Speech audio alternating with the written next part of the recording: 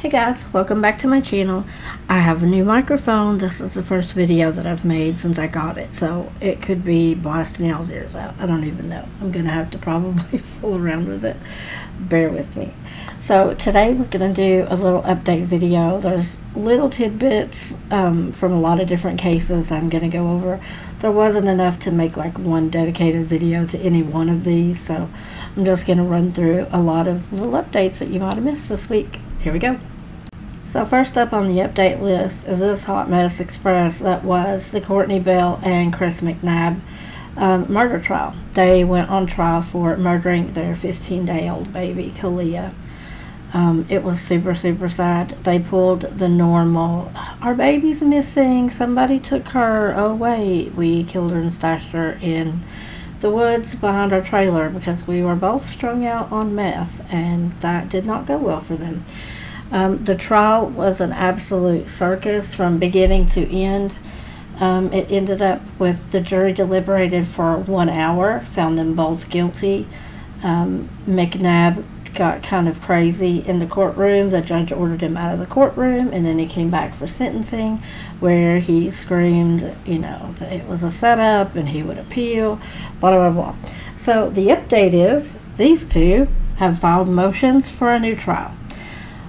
If it wasn't going to cost taxpayers so much dang money, I would almost sign up for season 2 of this soap opera because it was hilarious. Once you take out the factor that it's about a dead baby. I mean, this was a nightmare from the get-go. We had a family tree. I mean, when was the last time you watched a trial where they really had to bring in a family tree? And there were no limbs on this tree. It went straight up. Everybody was related and married and all kinds of hot mess. And then everybody was on meth. I mean, we brought every daggone witness they knew, and they were all like, oh yeah, we're all on meth. And some of them were in jail. They came straight from the jail to testify. It was nuts. Not to mention the fact that the psychologist that came in claimed that he had jumped up on a table and pleasured himself in front of her in his anti-suicide turtle suit. That was interesting. I cannot watch Ninja Turtles ever again because every time I think of this trial or that cartoon, I think Turtle Power, and this is the image I'm left with. I'm sorry, but it was hilarious. But yeah, in my opinion, the trial should have been split from the get-go. I don't think they should have been tried together, but they were. So he is claiming that it was all set up. They had absolutely no evidence to convict him, and ineffective counsel by his attorney, who he said did a great job at the end of his other trial. So riddle me that, Batman. She's claiming the same thing, that there is no evidence to prove that they had anything to do with the death of their baby, blah, blah, blah. So they filed that Monday. We'll see where that goes. I personally don't think we'll see them get a new trial. I just don't. They could, though. I guess we'll see. I think if it's anything, it will be because the trials were together. I think that might be the only argument that they have, but that's my opinion on that one. Now to the next one. Up next is an update in the Cash Gernon case. I haven't made like a dedicated video going over all of this case. If you guys want that, let me know down in the comments and I will. I've talked about it a lot with Awen on our Hearsay live events on the weekends. We've talked about it a few times.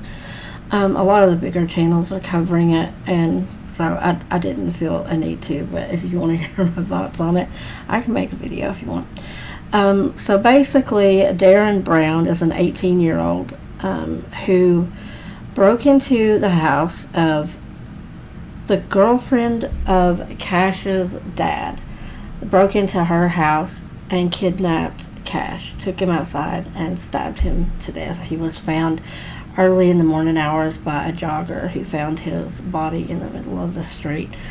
There is surveillance video footage from inside the house that show Darren going in and kidnapping Cash and taking him outside, and then he returns and touches and looks like contemplates taking his twin brother Carter from the same bed.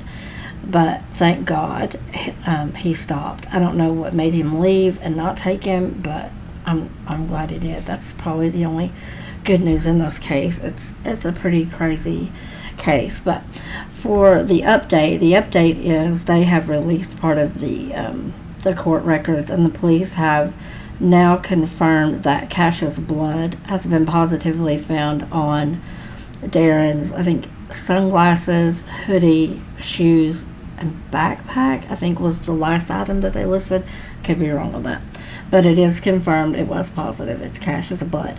So if you guys see YouTubers or anybody, but there are some channels that talk about this case that have made it some grand conspiracy drama thing that it is not, and it's absolutely atrocious and it's disgraceful in my opinion. That say that he was set up, that somebody in the house did it. I mean, there's all kinds of craziness going out harassing the family and this, that, and the other. It's a bad enough case without adding in some extra drama from random people on YouTube that don't have the wherewithal or the intelligence to go actually read the police reports, court documents, whatever. But that's my 2 cents on it. This is not some grand conspiracy. This is a seriously disturbed teenager that has wreaked havoc in his community for a while now. He attempted to kidnap another 2-year-old little girl in February. Let that sink in for anybody that wants to say this guy was randomly set up. He almost kidnapped a 2-year-old little girl from the same community in February. Moving on. Next up is a live trial that I watched this week. This was Tennessee versus Joe Daniels. It is a man, like I said, here in Tennessee, who was accused of murdering his 5-year-old autistic son. It's a pretty horrible case. I mean, you can't say that enough. They're all horrible cases. Anything that involves a kid is a horrible case. But this trial was interesting to watch. I heard about it, the case, back when it happened a few years ago, because I live here in Tennessee, but I didn't follow it. I wasn't following true crime at the time. But basically, there's no physical evidence in this case, and the prosecution will tell you that. Every piece of evidence they have is circumstantial. They have witnesses and things like that, but everything is circumstantial. They also do not have a body, which is really sad. What they do have is 2 confessions that don't really make sense. They have a failed polygraph test and a few family members that have made some interesting comments. So, yeah, this one was a little crazy to watch. I think this trial probably, in my opinion, should have been a plea deal. I think they should have, and I don't know that they didn't offer him one, but it seems like they would have offered him something for this not to go in front of a jury, because it could have went south real fast. Just because you don't have physical evidence. There's obviously something wrong with the guy. The defense attorney says that he has a lot of mental illness. Like, that's kind of the excuse that they use to try to say it's a coerced confession. If you watched it, tell me about it down in the comments. It was a pretty crazy. In my opinion, it is not a coerced confession out of him. I think he knew exactly what he was saying. I know a lot of people are arguing he told them 2 different locations to look for the body, and both came up negative. We're looking at that right now with the little James Hutchinson case up in Ohio. To me, in my opinion, when a parent kills a child and they don't want to tell you where the body is, it's because they don't want you to know what they actually did. And like James Hutchinson, what she admitted to his mother was horrendous. There's no telling what actually happened and what would show in a body, in my opinion. And I think there's a lot of criminals out there that still believe no body, no crime, no case. That's not holding true anymore. They're doing a whole lot of stuff without bodies these days, and they're going away from life. Some interesting things. If you want to see a little bitty town in Tennessee in a country courtroom. Go watch this. I mean, there is no big words. The prosecutor and the defense attorney and the judge are very down to earth. You probably go to church with them on Sunday. You see them down at Walmart, whatever. They don't use a lot of big words, nothing fancy. It's very quaint. I don't know quite the word it was, but it's so much different when you watch a live trial like this. There were some crazy things that happened out of the purview of the jury, which was a good thing. We talked about that on Hearsay Live with Awen this past Saturday, so I'm not going to go into that, but I'm going to tell you it involves a cell phone, hot girl, and a horse in a video. That's all I'm going to say, because I don't want to get my YouTube channel yanked down. But they actually brought that up in court, and it had to do with a witness. It had absolutely zero to do with this case or this guy or whatever. But you want to talk about waking up a judge in like 0.3 seconds. He about jumped off of the bench and came after that defense attorney when he brought it up. So that's funny. Like, I try to look for the levity in these horrible cases. You gotta laugh or you would cry all the time. But anyway, the trial is over. The jury deliberated for a little bit. I think it was a day all added together, if that. They did find him guilty, but only of second-degree murder, which is why I will reiterate, I'm surprised they didn't take a plea deal on this, because it could have went south. They did not get a first-degree murder. I absolutely believe that he killed him, but, I'm not in the jury. They picked what they picked.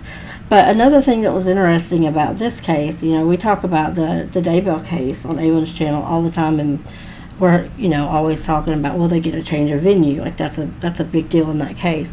And this case is in little bitty Dixon County, Tennessee, which is in Middle Tennessee.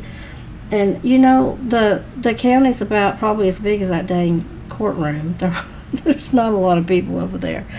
So instead of actually moving the trial to another county or whatever, they actually went down to Chattanooga and seated a jury from Chattanooga and brought them to Dixon County, Tennessee, and sequestered them there for the length of this trial, which was about a week. So that was interesting. I think I've seen my fair share of trials, and that was the first time I'd ever seen that as a change of venue option. So I'd be curious to see if they do that in any of these other big cases. That could make it very, very interesting. You keep your witnesses and all that stuff local. I don't know. I'm curious why they did that, if it's cheaper one way or the other, or why they really wanted to keep the trial there. I might have to do some digging into that, but it was interesting nonetheless. All right, that's it for this one. And the last update we're going to do is about the little boy that they found on the hiking trail right outside of Las Vegas last week. We talked about it on Hearsay Live with Awen. I wondered if they were going to identify him, because I went for a little while. I thought he could have been human trafficked over the border, all kinds of things. I did wonder if they would identify him, but he has been identified, thankfully. This is little 7-year-old Liam Houston from San Jose, California. He was seen with his mother 4 days before his body was found. Her name is Samantha Rodriguez. She was picked up and arrested in Colorado a few days after they identified who he was. So I'm going to have to read into the case and see what else there is. It's new. It's not really an update. I guess this is more of a developing case, but I'm probably going to look into that one and maybe do a whole video on it if you guys are interested. So that's all the updates on the true crimey stuff. The next thing is more of an announcement. I have got a Patreon account, and it's up and running. The link to that will be down in the description box. We're going to do some more behind the scenes, probably more of my personal stuff than what I want to put just out on a plain YouTube video. We're going to do some live chats that are Patreon only. I'm going to do Patreon only giveaways, all of that kind of fun stuff. I plan on talking about relationships, parenting, chronic illness, give y'all some of my really good recipes, because I'm Southern, and that's how we know that we love each other, if we give each other recipes. That's how I do it down here. So, if you guys are interested in that, like I said, the link is in the description. And other than that, thank you guys for watching my videos and showing it to my lives. I'm having such a good time with the channel, and we're growing really fast.